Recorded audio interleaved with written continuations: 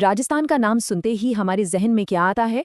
विशाल रेगिस्तान, रंग बिरंगी संस्कृति और वो शानदार किले जो आज भी अपनी बुलंदी पर खड़े हैं। ये सिर्फ पत्थर और गारे की इमारतें नहीं है दोस्तों, ये तो हमारे इतिहास की वो कहानियां हैं जो चट्टानों पर लिखी गई हैं। और हाँ, अगर आप किसी भी कॉम्पिटिटिव एग्जाम की तैयारी कर रहे हैं तो इन किलों का हर पत्थर, हर दरवाजा आपके लिए एक सवाल है। तो चलिए आज राजस्थान के इतिहास की इस अजेय शौर्य गाथा के पन्नों को पलटते हैं। ये किले सिर्फ इमारतें नहीं बल्कि राजस्थान की आत्मा है, उसकी विरासत की पहचान है और इन्हें समझना हर स्टूडेंट के लिए बेहद जरूरी है। तो आज हम क्या क्या जानने वाले हैं? सबसे पहले तो ये समझेंगे कि किले कितने तरह के होते हैं।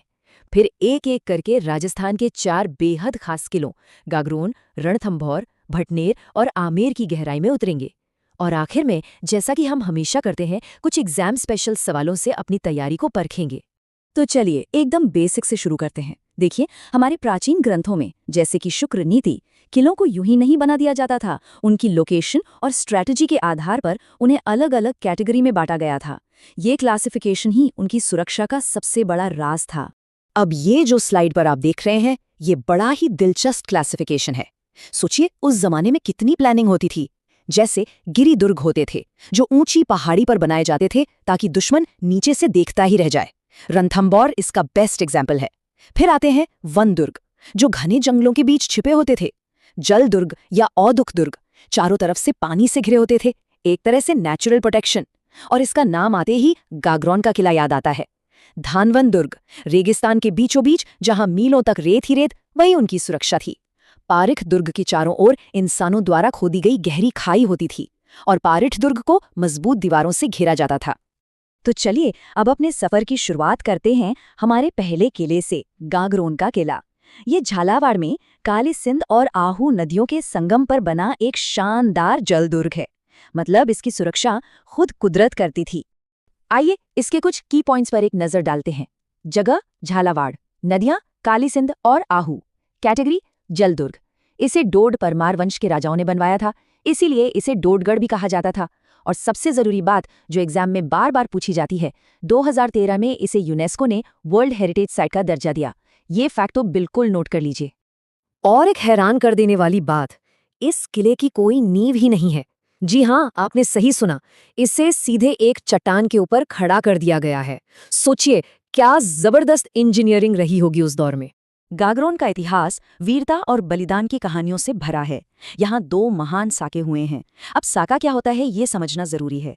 जब हार निश्चित हो जाती थी तो राजपूत योद्धा केसरिया बाना पहनकर आखिरी दम तक लड़ते थे, जिसे केसरिया कहते थे।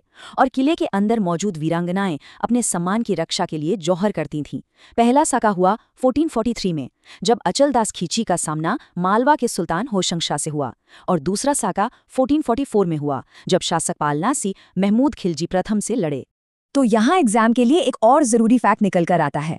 दूसरे साके में जीतने के बाद महमूद खिलजी ने गागरोन पर कब्जा कर लिया और इसका नाम बदल दिया। क्या नाम रखा? मुस्तफाबाद। ये नाम बदलने वाले सवाल अक्सर पूछे जाते हैं।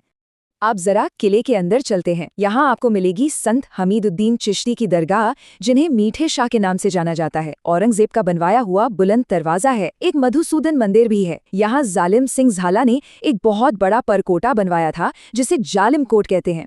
और एक जगह है गीध कराई। इसका इस्तेमाल राजनीतिक कैदियों को मौत की सजा देने के लिए किया जाता था। चलिए अब राजस्थान के एक और गौरवशाली किले की ओर बढ़ते हैं। सवाई माधोपुर में अरावली की पहाड़ियों के बीच घिरा हुआ एक अजेय गिरी दुर्ग रणथंभौर। ये किला चौहान शासक हमीर देव की आन, बान और शान का प्रतीक है। रणथंभौर की ताकत का अंदाजा आप अबुल फजल की इस एक लाइन से लगा सकते हैं। उन्होंने कहा था कि बाकी सब दुर्ग तो नंगे हैं पर ये बख्तरबंद है। क्यों कहा था?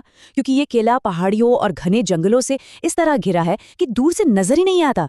इसकी नेचुरल सिक्योरिटी ही इतनी मजबूत थी कि इसे जीतना लगभग नामुमकिन था। रणथंभौर का इतिहास 1301 के उस ऐतिहासिक साके के बिना अधूरा है। इसे राजस्थान का पहला साका माना जाता है। अलाउद्दीन खिलजी ने जब हमला किया तो हमीर देव चौहान ने केसरिया किया और उनकी रानी रंगादेवी के नेतृत्व में वीरांगनाओं ने पदमला तालाब में कूदकर जौहर किया। इसे राजस्थान के इतिहास का एकमात्र जल जौहर कहा जाता है। इस जीत के बाद अलाउद्दीन खिलजी के साथ आए दरबारी कवि अमीर खुसरो ने एक बात कही थी जो इतिहास में दर्ज हो गई और एग्जाम का फेवरेट सवाल भी बन गई। उन्होंने कहा, आज कुफ्र का गढ़ इस्लाम का घर हो गया।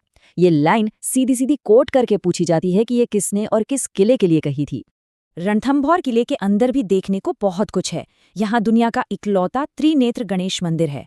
हमीर देव ने अपने पिता के सम्मान में 32 खंभों की छतरी बनवाई थी, जिसे न्याय की छतरी भी कहते हैं। पीर सदरुद्दीन की दरगाह है और किले का मेन गेट नौलखा दरवाजा कहलाता है। और एक बहुत ही यूनिक बात, ये राजस्थान का अकेला ऐसा किला है जहाँ मंदिर, मस्जिद और गिरजाघर तीनों एक साथ मौजूद हैं। यहाँ एक छोटा सा पॉज लेते हैं। अगर आपको ये जानकारी काम की लग रही है और आप ऐसे ही और भी टॉपिक्स को आसानी से समझना चाहते हैं तो चैनल को सब्सक्राइब करना मत भूलिएगा। और हाँ, इन सभी स्लाइड्स के नोट्स और अपडेट्स के लिए हमारा टेलीग्राम चैनल जरूर ज्वाइन करें। ठीक है, तो अब चलते हैं राजस्थान की उत्तरी सीमा के प्रहरी की ओर। हनुमानगढ़ में घग्गर नदी के किनारे खड़ा है भटनेर का प्राचीन दुर्ग।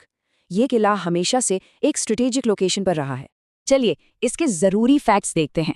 इसका निर्माण भाटी राजा भूपति ने लगभग 286 ईस्वी में करवाया था।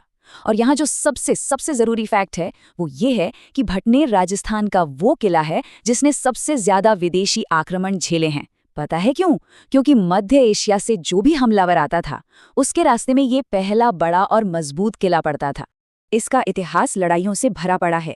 1001 में महमूद गजनवी आया, फिर 1398 में तैमूर लंग, जिसने यहाँ बहुत ही भयानक नरसंहार किया। इसके बाद भी बीकानेर के शासकों और मुगलों के बीच इस पर कब्जे को लेकर लड़ाइयाँ चलती रहीं। आखिर में 1805 में बीकानेर के महाराजा सूरत सिंह ने इसे जीत लिया और यहीं से इसका आज का नाम सामने आया, क्योंकि महाराजा सूरत सिंह ने ये किला मंगलवार के दिन जीता था और मंगलवार का दिन हनुमान जी को समर्पित है, इसलिए उन्होंने भटनेर का नाम बदलकर हनुमानगढ़ रख दिया। भटनेर से जुड़े कुछ और भी फैक्ट्स हैं जो इसे बहुत खास बनाते हैं। पहली बात तो ये कि यह किला मुख्य रूप से मिट्टी से बना हुआ है। दूसरा, खुद हमलावर तैमूर लंग ने अपनी आत्मकथा तुजू के तैमूरी में लिखा कि उसने हिंदुस्तान में इससे मजबूत किला नहीं देखा।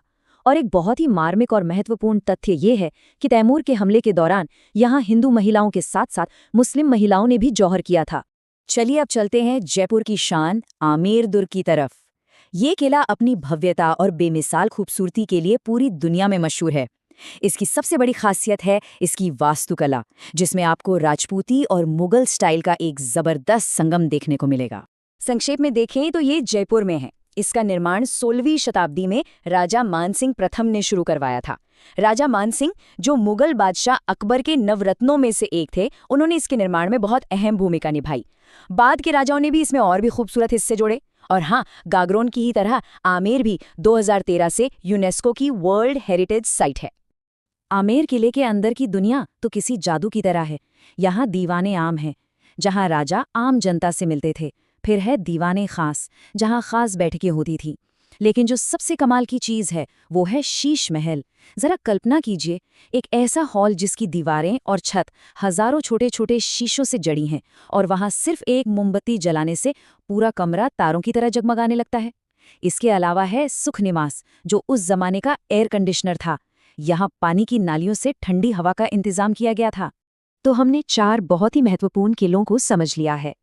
अब वक्त है ये देखने का कि हमें कितना याद रहा।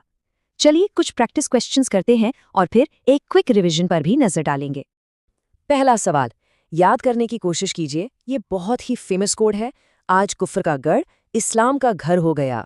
ये किस किले के जीत के बाद कहा गया था? आपके ऑप्शन है चित्तौड़गढ़, सिवाना, रणथंभौर या जालौर। बिल्कुल सही, इसका जवाब है सी, रणथंभौर। 1301 में अलाउद्दीन खिलजी की हमीर देव चौहान पर जीत के बाद अमीर खुसरो ने ये कहा था। अगला सवाल, राजस्थान के इतिहास का एकमात्र जल जौहर किस किले में हुआ था?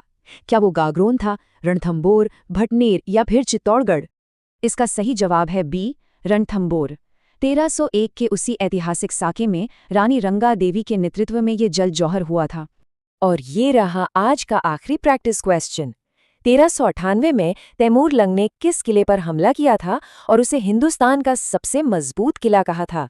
मेहरानगढ़, कुंभलगढ़, भटनेर या लोहागढ़? सही जवाब है सी, भटनेर। तैमूर ने भटनेर की मजबूती की बहुत तारीफ की थी, भले ही उसने वहां बहुत तबाही मचाई थी। बहुत बढ़िया। अब एग्जाम से पहले एक लास्ट मिनट रिवीजन के लिए इन सभी किलों के मेन पॉइंट्स को फटाफट देख लेते हैं। चलिए इस टेबल पर एक नजर डालते हैं। गागरोन झालावाड़ में एक जल दुर्ग 2 साकों के लिए मशहूर। रणथंभौर सवाई माधोपुर में एक गिरी दुर्ग, राजस्थान का पहला साका और जल जौहर यहीं हुआ। भटनेर हनुमानगढ़ में एक धानवन दुर्ग जिसने सबसे ज्यादा विदेशी हमले झेले। और आमेर जयपुर का गिरी दुर्ग जो राजपूत मुगल आर्किटेक्चर और अपनी खूबसूरती के लिए फेमस है। ये टेबल लास्ट मिनट रिवीजन के लिए एकदम परफेक्ट है। तो ये तो साफ है कि राजस्थान के ये किले सिर्फ घूमने की जगह नहीं है, ये हमारी विरासत के वो जीते जागते पन्ने हैं जो हमें हमारी जड़ों की याद दिलाते हैं। अब सोचने वाली बात यह है कि आज के समय में हम सब मिलकर अपनी इस अनमोल धरोहर को आने वाली पीढ़ियों के लिए कैसे बेहतर तरीके से बचाकर रख सकते हैं। इसी सवाल के साथ आज की ये चर्चा यहीं समाप्त करते हैं। धन्यवाद।